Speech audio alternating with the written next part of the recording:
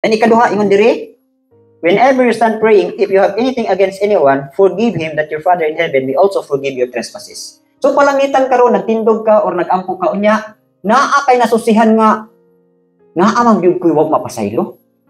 Naa amang gyud koy bikin atong igsuuna. Hala, adto ato didto pangayon pasaylo pagpaubos. Ingna nga, brad pasaylo ato brad. Or kung siguro nangay pasaylo nimo pero wala nimo pasaylo So i-release nimo ang forgiveness. Brad, ipasaylo na kanako, brad, pasaylo ako ko.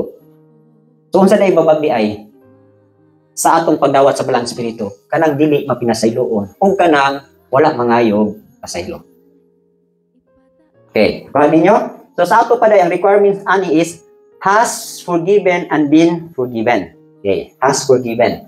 Meaning ipasaylo ka kay nangay kag pasaylo. And have been forgiven. Di pasaylo po ka.